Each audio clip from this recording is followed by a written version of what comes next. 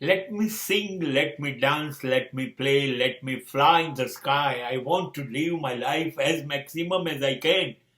મારે નાચવું છે, મારે ગાવું છે, મારે હસવું છે, મારે રડવું છે, મારે મનપસંદ જિંદગી જીવવી છે. જે ઘર નાચતું નથી, હસતું નથી, ગાતું નથી, એ ઘર નથી, એ સ્મશાન છે, એ કબ્રસ્તાન છે. ઘર એટલે ઉલ્લાસ, ઘર એટલે આનંદ, ઘર એટલે સંગીતમય સુરાવલીથી સજતો સુગંધિત કર્મોની. નાચતું ગાતા વગરનું વ્યક્તિત્વ હોય કેવી રીતે? જુઓ તમે, કૃષ્ણે રાસલીલા પણ કરીને વાંસળી પણ વગાડી. શ્રેષ્ઠતમ મારો ઈશ્વર છે, જે નાચે છે, ગાય છે, હસે પણ છે, હસાવે પણ છે, રડે પણ છે, રડાવે પણ છે. જ્યારે ગોકુળ છોડીને ગયો ત્યારે લોકો પુષ્કળ રડ્યા છે.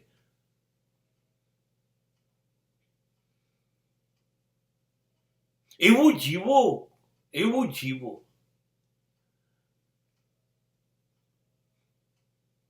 એના માટે બહાના ના કાઢો. મારી પાસે સમય નથી. Sorry sir, you are telling લાય. સમય કોઈ પાસે છે નહીં. સમય સરી જાય છે, હાથની હથેળીઓમાંથી રેતી સરી જાય. સમય રાહ નથી જોતો તમારી. સમય નથી બોલ્યા કેમ એ પહેલા સમય જતો રહ્યો. સમય છે, તમારી પાસે ટાઈમ મેનેજમેન્ટ નથી. તમે સમયને તમારી રીતે આયોજનમાં લઈ લો, નીકળશે. તમે જો થોડુંક એ ક્યાંક બગડી રહ્યો છે, એનો બગાડ રોકશો તો ગાવા માટે સમય છે, નાચવા માટે સમય છે, હસવા માટે સમય છે, ફરવા જવા માટે સમય છે, પ્રવાસ માટે છે. જીવવા માટે બહાનાની જરૂર નથી. જીવવા માટે આયોજનની જરૂર છે. થોડોક સમય કાઢી લેવાય. વિરેન્દ્ર સહેવાગ મને યાદ રહે.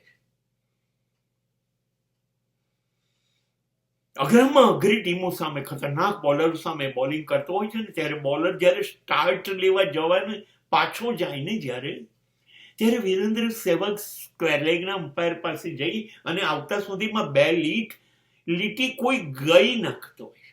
હી રિલેક્સ હિમસેલ્ફ. સચિને વારંવાર કહ્યું છે કે મને નથી સમજાતું કે એ આટલી ખતરનાક બોલિંગ સામે ગીતો કેવી રીતે ગાતો હોય.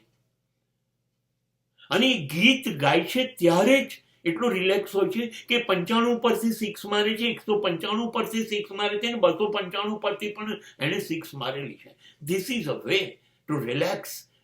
2 મિનિટ મળે છે, 2 મિનિટમાં ગાઈ લે છે. જીવવા માટે 2 મિનિટ, હસી લેવા માટે, ચહેરાને ચમકતો રાખો એક નાનકડા સ્મિતથી. શું કામ ઉદાસીને તમારા ચહેરા ઉપર ને તમારા ઘરમાં આવવા દો છો? અરે તમારું ઘર છે, તમારા સ્વપ્ન છે, તમારા સગાઓ છે, તમારા સંબંધો છે, તમારી ઉપર આધારિત છે. એને મહેકાવો, એને સજાવો, એ તમારી પર છે. સમય બધા પાસે એક જ સરખો છે, જન્મથી મૃત્યુ સુધી. તમે કેવી રીતે ખર્ચો છો એની ઉપર છે. Plan your time. અને પછી તમારે કોઈ બહાનું નહીં કરવું પડે. તમે કરી શકશો. ને મેં કરેલું છે, આ અનુભવ્યું છે, આ થઈ શકે છે. બહાના કાઢવાનું રવા દઈએ. બધું જ થાય છે. અને જો બધું જ કરી શકીએ છે, હું ખાતરી આપું સાહેબ,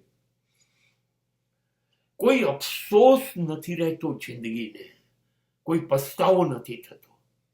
મેં બધું જ કર્યું છે એવું તમે કહી શકો છો. કોને? દરવાજો ખટખટાવતા મૃત્યુને તમે કહી શકો છો, એ લઈ જા, ચલ, બધું જ જીવ્યો છું, લઈ જા.